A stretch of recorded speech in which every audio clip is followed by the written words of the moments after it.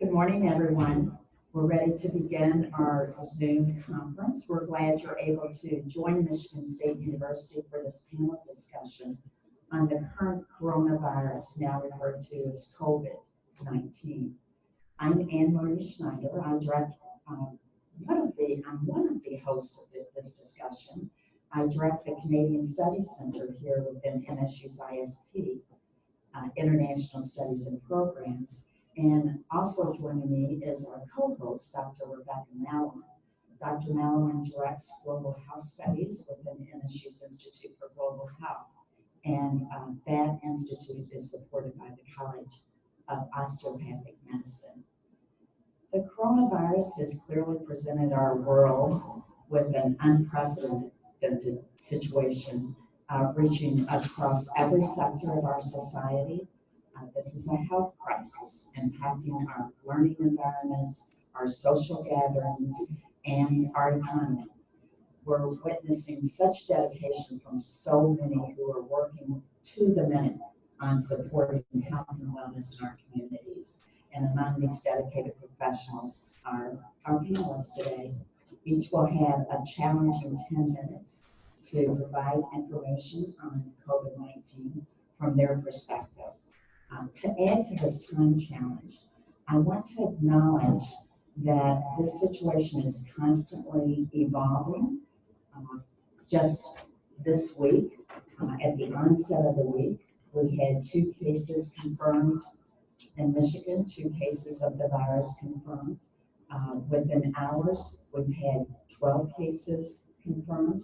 A state of emergency is claimed in Michigan.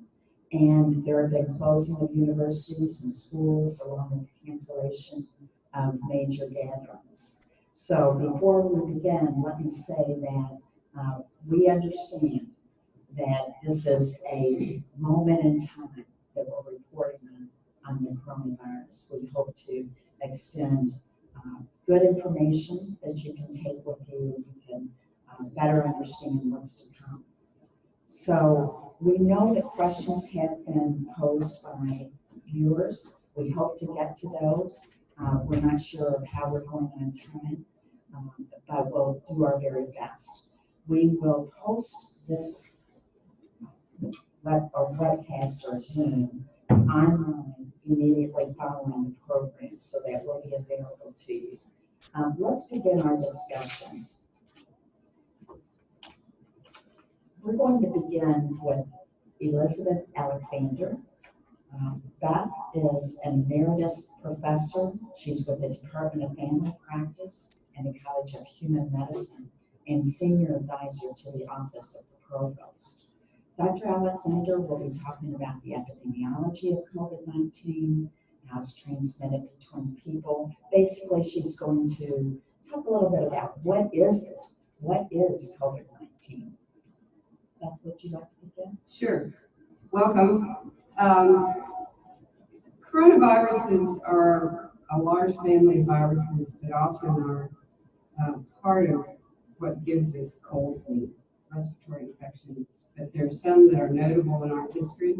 The name comes from corona, which is Latin for crown.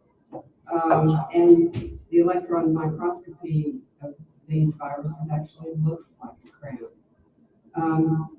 They're zoonotic, which means that they're transmitted between people and animals. The animals are not all the same. If you remember SARS in 2003, that was a kind of civet cat. And MERS in the Middle Eastern respiratory virus was from dromedary camels. But there are others.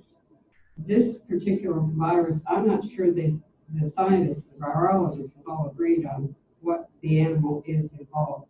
I think the thinking is it was a bat, but I'm not sure.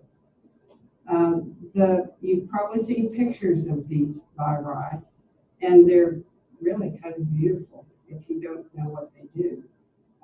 But they're shaped like a crown, and they have spikes all over the perimeter of that round virus, and those spikes are critical in how they infect a host. If a virus particle gets into the upper respiratory tract, which is eyes, nose, and mouth. Those spikes they are a protein-based spike, and that often gets covered in a lipid, and they act in infecting cells that insert themselves into the cells of upper respiratory tracts, and then cause an inflammatory reaction, which causes fluid. I think I'm supposed to change computers here. Is that right? Okay. It's all right. Those spikes on the perimeter of the virus get into cells in the upper respiratory tract, your nose, mouth, throat, and conjunctiva on the eyes. And then the body, its first line of defense, the first responders, is an inflammatory reaction that tries to get rid of the virus. And that works in a lot of people. That's why some people only have mild symptoms. Many people only have mild symptoms. And then it moves down the respiratory tract if it succeeds, causing sequential inflammatory response, and goes out into the sort of the end of the respiratory tree. If you think about it as a tree, these alveoli, which are the parts that exchange oxygen into the blood and take out carbon dioxide, those alveoli get overwhelmed with the inflammatory response, and it causes a scarring in the lungs, which is what causes the shortness of breath and fluid in the lungs. And that's when people get pneumonia. Pneumonia is a serious consequence of this virus, and it's what kills some people. The mortality rate is fairly low. Depending on who you are, it's between probably less than 1% to as high as 10%. So that's why we say if you're at high risk for the consequences of this virus, it's important to be more diligent about protecting yourself. The reason soap and warm water are the best antidotes that you can do, is, as well as social distancing, is that the soap and warm water actually decrease the amount of coating on those spikes. That's the way I think most people think that works. And so soap and water is really better than hand sanitizer. You've known that for a long time for most respiratory viruses. Hand sanitizer is better than nothing. But warm water and soap are your best friends in staying healthy through all viral seasons. And social distancing is your other best friend. This virus, compared to some others, is fairly contagious.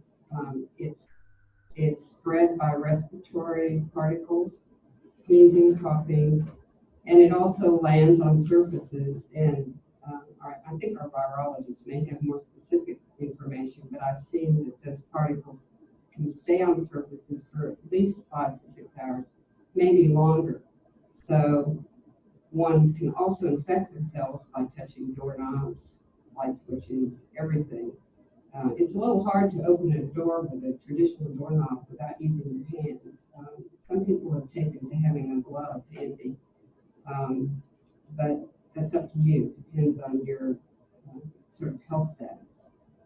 So that's how it's spread. And the other reason it's causing such disturbance is it spreads in a logarithmic fashion. Now, let me illustrate that as simply as I can. And you get one person with the virus, that person usually infects 2 to 3 people, typically in an average population. And then you have 4 people sick, and each of those infects 2 to 3 more. So you have 8 to 12. And you can do the math if you're really good at multiplication, but very quickly you get over 100 in a community. And once you get over 100, sort of the cats are out of the bag, because then it starts doubling very quickly. And we saw South Korea go from 50, and I was watching it and I said, uh-oh, something's happening in South Korea. And within several days, we had well over 1,000, and that's happened here. 2 days ago, we had 800, and now we have supposed to speak louder. I'm just being told I will. So it spreads. If you think about taking a V, one person infects two, and then each of them infect two more. It goes, once you get past anywhere from 40 to 60 people in a community infected, it's going to just balloon out. And that's what we call a logarithmic spread, or a sinusoidal curve that goes sort of like this, up and down. So that's how it spread, and it lasts. The virus lasts in people who get it and get sick for up to 2 to 3 weeks. Even people who don't have serious disease, who don't have pneumonia. There are categories of people that have subclinical infections who have been exposed to the virus and probably have mild, very mild symptoms, but don't really know they've got anything serious, and that they can transmit that to other people.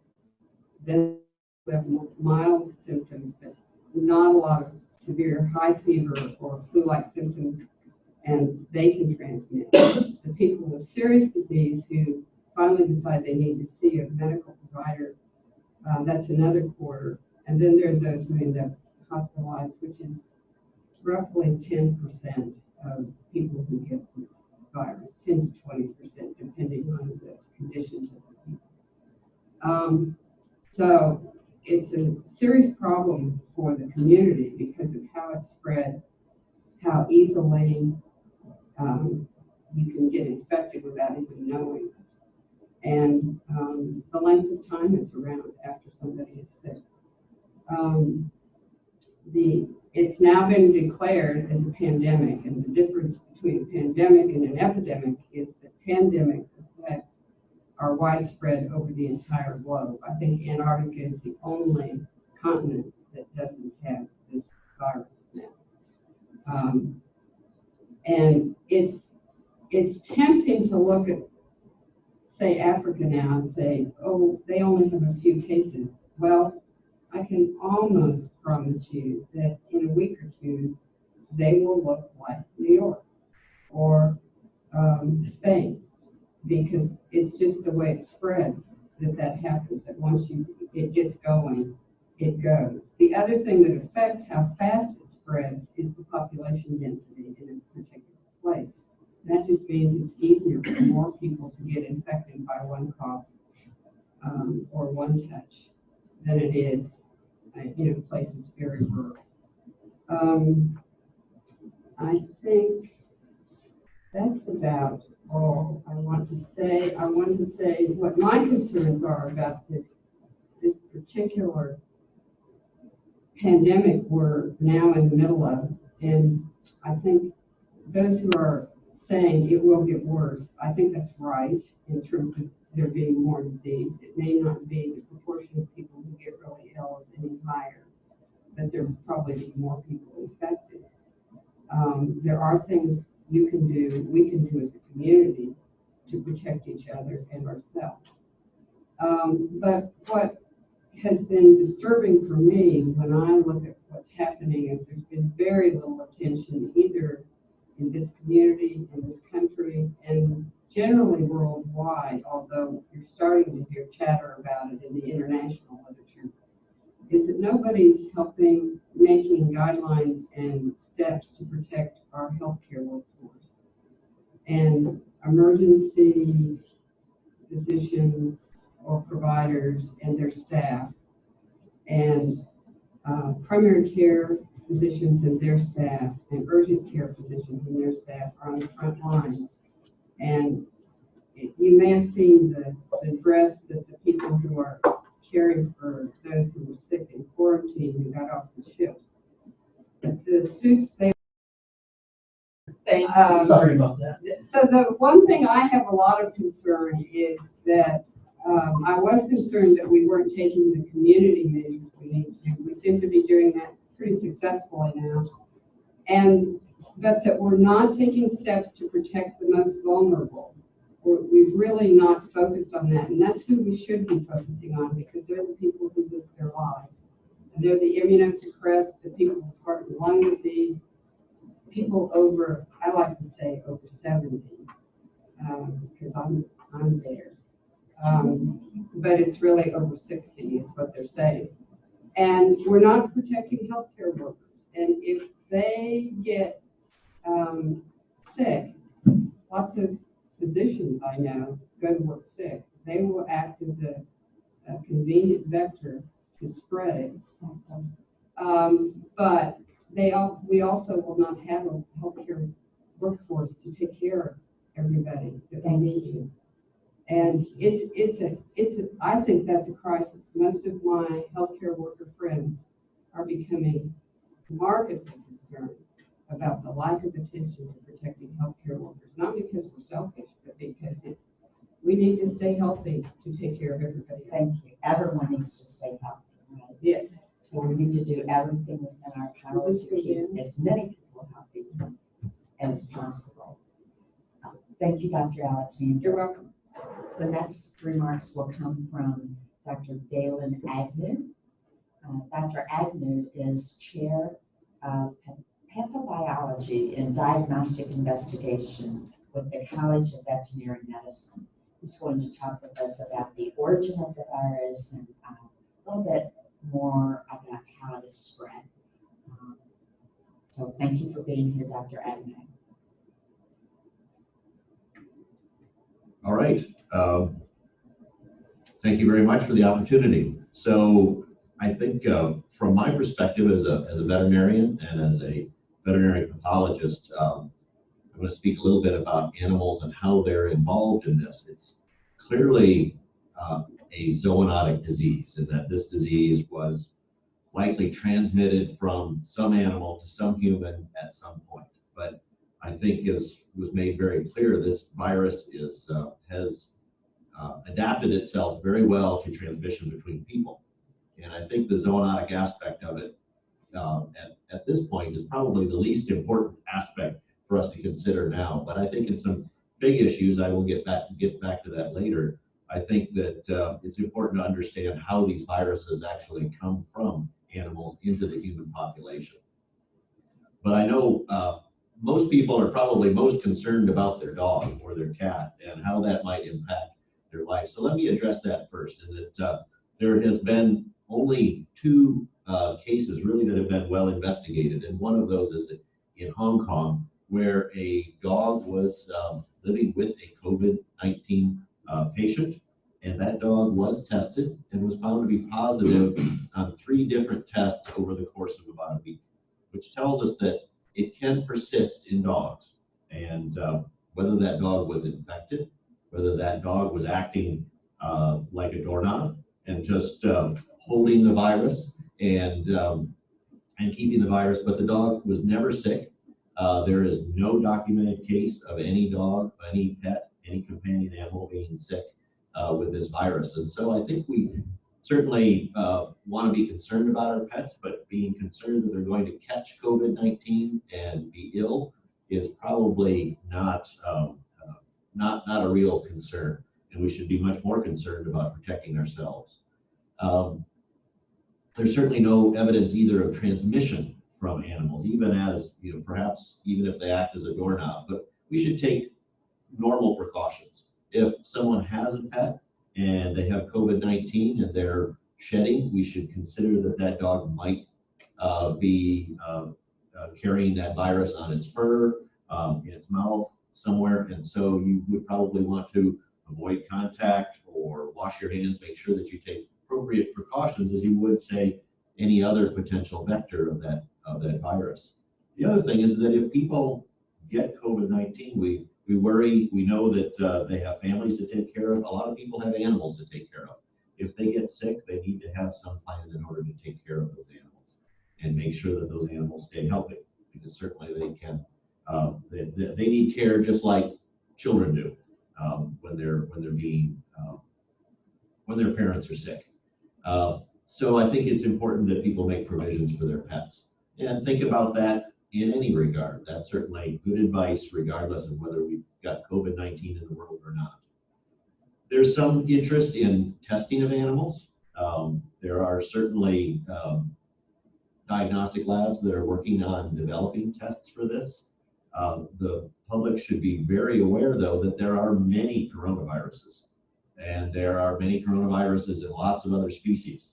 If you look on a diagnostic laboratory or your veterinarian's test sheet, it will list canine coronavirus, bovine coronavirus.